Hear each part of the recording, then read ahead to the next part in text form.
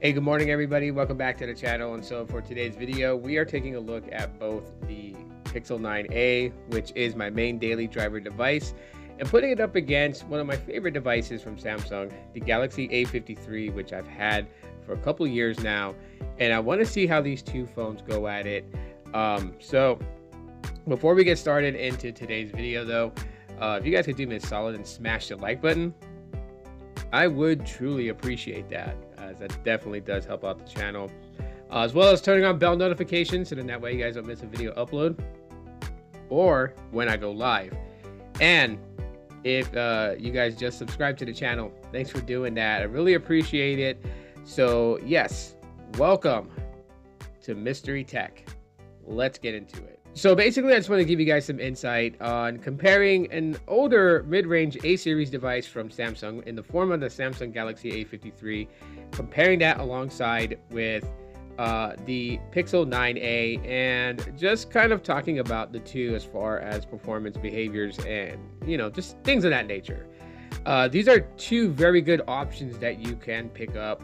Of course, the Pixel 9a being the most recent and newest that recently came out. The Galaxy A53 has been out for a while, so there are newer models of this A50 series, right? So you have the A54 and you have the Galaxy A55, as well as Samsung Fan Editions that you could pick up too. That would bring a pretty good experience. But the Galaxy A53 for me has been one of the most solid devices that I've used, as far as it being a mid-range device and just kind of providing that futuristic feel when it first came out. In-display fingerprint sensor, you have the selfie cam that is a hole punch out basically, rather than a teardrop or any of those things. And it's still said to be supported. Apparently it should get One UI 7, but I mean, we'll just have to wait and see if that's something that does happen in the future. But other than that, its performance right now, I would say, is pretty good for what it is, a mid-ranger. And when you put that up against something that is newer, like the Pixel 9a, you kind of want to see if there's this large gap in between them as far as functionality and form and all that, or if there are things that are just, super similar to that extent. So, yeah. With the Pixel 9a, it has a Tensor G4 processor. It's the same you find in the Pixel 9.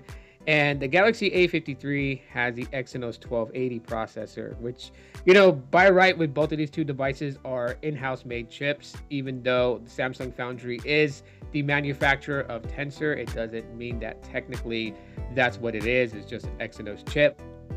That's like, the new company, was it tsc, whatever, the new foundry that's building the Tensor G5. I forgot the name of it. Forgive me for that.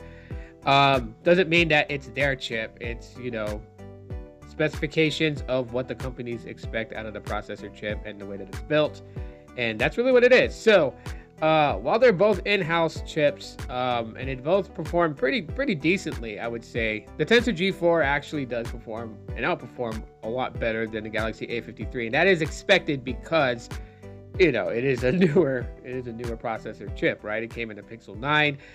There are a few differences between the Tensor G4 and the Pixel 9a versus what's in the Pixel 9, and I'll get into that in a future video, but let's just say that there is a minor difference between them, even though they're both Tensor G4s. But you can see that the Pixel 9a is pretty smooth in just scrolling and animations, and what's crazy is that an older device, like I showed previously, the Galaxy A53, and it's able to be almost as smooth, and that's insane for an older device to be able to just kind of nearly match the level of a new contender in the ring. That's just pretty cool in my opinion. It just goes to show, technically, you really don't have to upgrade to the latest phones all the time. You definitely can hang on to a device for quite a lengthy bit of time, which is kind of the reasons why I keep going back to the Galaxy A53, is to show people that you still can have that great experience. Like taking cameras, for example. Cameras on the Galaxy A53, you have 4-camera setup, right? You have an ultra wide, you have a regular wide angle main shooter, you have a telephoto, and you have a macro. Whereas on the Pixel 9a, you just have the wide angle main shooter and an ultra wide. So 2 camera lenses to play around with the 9a, 4 on the Galaxy A53. However, with the Pixel 9a, you can do macro mode on it, which is pretty cool. I've taken a couple of shots where, you know, it's literally like just produce some pretty good photos. But we're just gonna do a quick once over with these 2 devices. Snap a few photos here, and not a few, just one, and we'll compare them side by side just to kind of see like how do they look. As you guys may have noticed, I do crop in at 2 times when I do photos. I just feel like that with a cropped photo like that, a lot of, you know, like the noise on the edges of like the regular one time would be alleviated, which it does. You don't really see a lot of you know, noise and graininess to the corner edges of the photo. We'll do the same with the Galaxy A53, and we'll snap a photo here, and then I'll just pop them up here in a second and put them side by side, and you guys just tell me which one you guys think did pretty good. Honestly, I feel like that when it comes to photography, it's 50% of the hardware in itself that makes a good photo, but it's also 50% subjective, right? Some people like their photos on the cooler side, some like them on the warmer side, some want color over saturation, others want more natural, some want more of like a smooth blended color. It just really depends.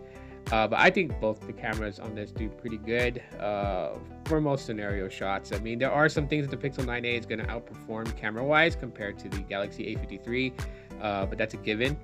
And yeah, it's really going to come down to just preferences. But between both of these devices, you know, Samsung, it's a bit more playful. You get a little bit more, you know, out of it than you would with the Pixel 9a. The Pixel 9a is just straight up Pixel experience. Not a whole lot going there. Not a whole lot regarding the, you know, user interface or any of those things. It's just really all about, you know, I don't want to say business because, you know, this does not feel like it's just all about a business type phone, but it is a type of phone that, you know, you just pretty much get what you get. I mean, you can install third-party launchers to, you know, try to become playful with the Pixel 9a, but it's not always technically that to that extent.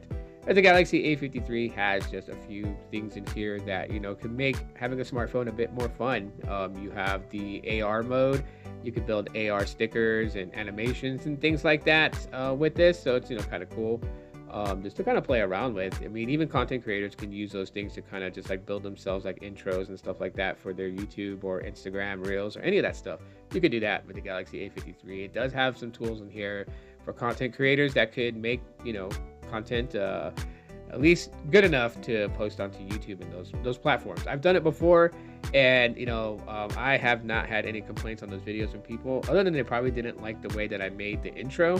They would like give some serious feedback on that.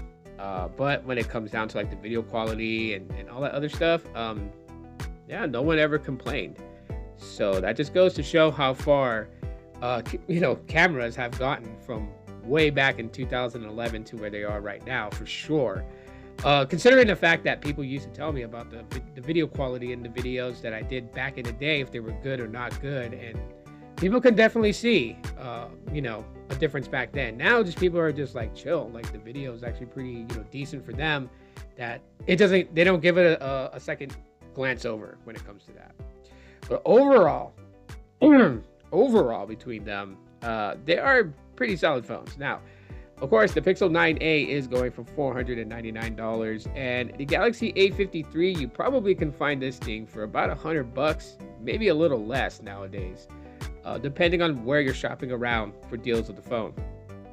But I would say, yes, they're both pretty good pickups, and it just really depends, you know, if you're somebody that's more Samsung-esque, or if you like Pixels, or, you know, if you're a Samsung person that wants to try something new, or if you're a Pixel fan who just wants a little bit of a palate cleanser in the form of using something that gives a different perspective on Android and mid-range smartphones. So really, that's it between those two. But you guys let me know what your thoughts are. And you guys can do that by dropping a comment below or sharing an emotional outburst, whichever you choose. It's up to you. Thanks for checking out the video, and I'll talk to you on the next one. Peace.